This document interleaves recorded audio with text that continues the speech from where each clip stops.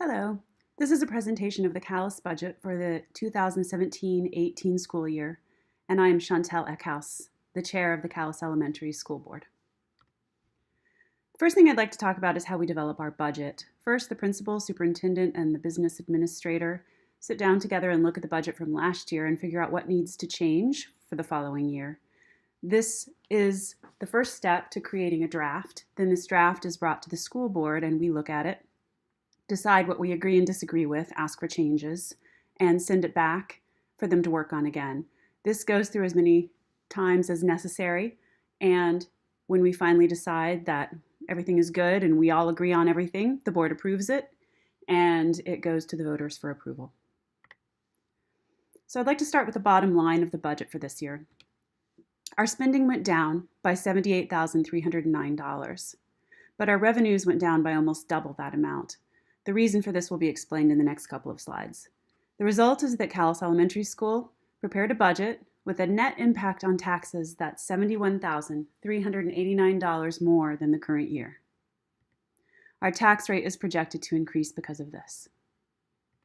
So I'm going to start by talking about the major expense changes. Salary and benefits had some ups and downs, and if you look on the page 11 of the town report, and details start on page 12, you can see the details of what went into this number, but the net impact of the changes in salary and benefits is a little over $3,000. The net impact of non-salary expenses went down by $81,452. The total expense change is down a little over $78,000. So if you look at the asterisks up here at non-salary expenses, and you're going to see this a couple of times throughout this presentation, this change is due to the required transfer of special education and transportation expenses to Washington Central Supervisory Union. In other words, special education and transportation are now being run through the district office. So they will receive revenues and put out expenditures, and what we will then have is a net cost. This year we're going to see big changes in the budget because of it, but next year we won't see those changes. So I'd like to also talk about revenue changes. This is a small change in the small schools grant. Our small schools grant is around $27,000, and it goes up and down depending on calculations done by the state. This year it's gone down a little less than $700. But just be forewarned, if Act 46 does not pass in our SU, we will lose our small schools grant, which means next year we'll see a loss of revenue of around $27,000.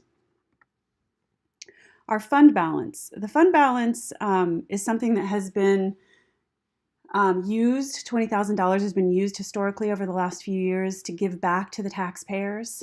We decided that we would like the fund balance to show more accurately what it is we need to use for emergencies, which I will go into later. And we're going to stop taking taxes in order to turn around and give taxes back this year. So this is the year that you'll see this revenue change. We will no longer be refunding a fund balance from the fund balance of $20,000 to the taxpayers after this year. So you won't see this change again after this year. Another revenue change, a big one, is special education. We will no longer be receiving revenues from the state for special education because that will go through the district office, and this is the same for transportation. So these are losses of revenue. So that means our total revenue changes is almost $150,000 less than last year. And again, the two with stars, the special education and transportation, are due to the fact that special education revenues and expenses and transportation as well are going to be run through the supervisory union office. So the net impact of these changes, our expenses, again, are a decrease of around $78,000. Our revenue change is a decrease of almost $150,000. When you subtract these to get the difference, the net impact on taxes is an increase of $71,389. So I want to talk a little bit about the capital fund and the fund balance. These are two funds that people often confuse with one another. They are savings funds, basically, that we have, and they each have a different reason. The capital fund is in your Town of Calais School District Report book on page 17. It's been updated this year. This is for setting aside money for future maintenance. So say we know that our boiler is going to go out in a few years. They only last a certain number of years. It's reaching the end of its life.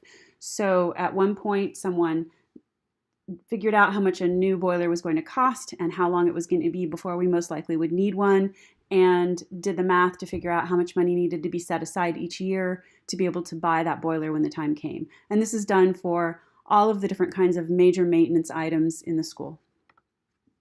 The fund balance is on page 18. The fund balance is for emergency use, keeping in mind that a budget is just an estimate and things change from the time that you make the budget to when the school year actually happens. We aim for a fund balance of about 4 to 5% of our overall budget. Currently, this is different from what is in the book because what the number that went into the town report is the number from the end of last fiscal year. Currently, our fund balance has decreased to $155,000 or so, which is between 7 and 8% of our overall budget. And this is due to unexpected costs. Last summer, we had some things come up. Our septic had problems. Our fire alarm system was not up to code, so we had to replace it. And we replaced the floors in the school as tiles were beginning to come up and were a tripping hazard. So we have major contributors to our expenses on the slide. So you can see, in general, what contributes to our overall expense budget.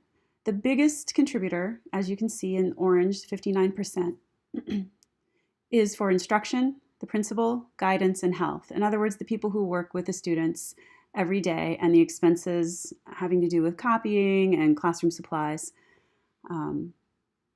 The next thing is special ed. So this is the cost of having special ed at Calais. And at this point, there's a net cost for special ed teachers, but paras are paid through the school instead of through the supervisory union. The next is maintaining the building, which is also 12%. And then you can see down through the rest of those that they move from 5 to 3%. So this next slide shows our sources of our funds coming in for our school district. So our school district actually includes the students in grades 7 through 12 at U32. So the total education spending for Calais students pre-K through grade 12 is almost $4 million. The sources of funds for that money, 36% comes from residential taxes, 27% comes from non-residential taxes, including land that doesn't have houses on it and businesses. And 37% of the money that we use for our schools comes from the state education fund. So I wanted to explain a little bit about the different ways that we count students. One number that you'll hear is average daily membership, also called ADM. This is the average number of students at Calais Elementary School that are counted from the 11th to the 30th day of school in the school year. ADM is then used to calculate what kind of reimbursement we're going to get from the state of Vermont. According to NESDEC, our pre-K to 12 enrollment in Calais is going to be decreasing in the next 5 years. This next slide is actual enrollment. It's not ADM.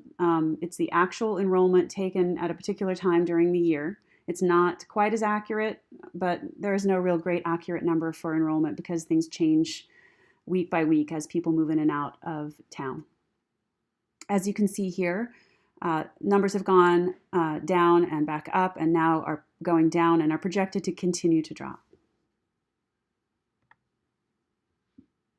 This slide shows how we calculate the cost per pupil, and this is done all throughout the whole state. And there's a comparison of last year and this year. So the expense budget is the first line, and that's just our straight budget. The next line is our education spending, so this takes out revenues. The next line is ADM, which is I just explained in a previous slide. Last year our ADM was 138, and this year it's 122. And then the equalized pupil, as you can see, doesn't change as much as the ADM. The equalized pupil is a 2-year average of the ADM reduced by a statewide formula, which takes into account the number of pre-K students we have and also the number of special needs students we might have that require more than the average student, whereas pre-K students require less than the average student because they're not here full-time.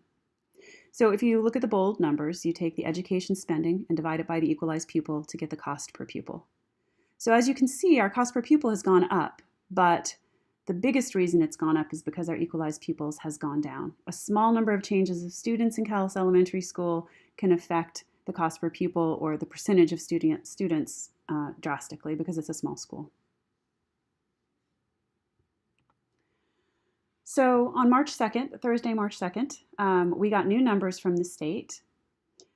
So these numbers will be different. The only numbers I was able to calculate were the one for Calais on the second line. The other numbers, I just kept the pre-March 2nd numbers because I didn't have everything to do the calculations at this late date. So as you can see, Calais Elementary School is the lowest spending per equalized pupil in our supervisory union. So the proposed budget for 2017-2018 is $1.9 or so million. This represents a 3.8% decrease from last year's budget. However, there will be a 1.6 cent increase in taxes. That basically means $16 tax increase for every $100,000 home value. The U32 budget will decrease by a little over $1 million.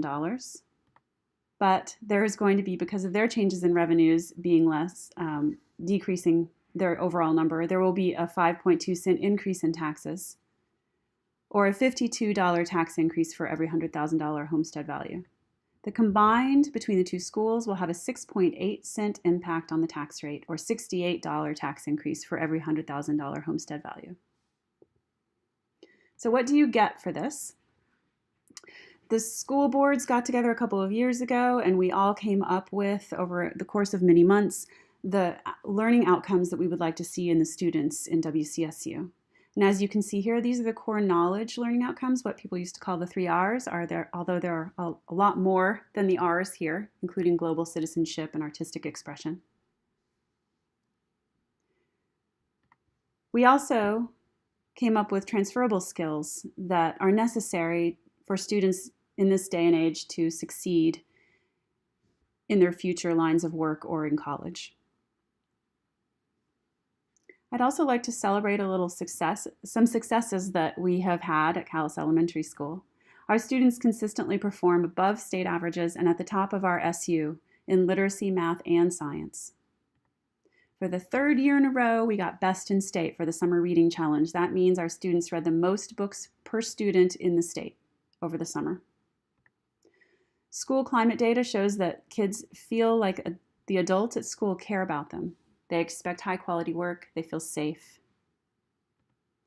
And as you saw in the student presentation, our students succeed in far more than the 3 R's. Thanks so much for watching.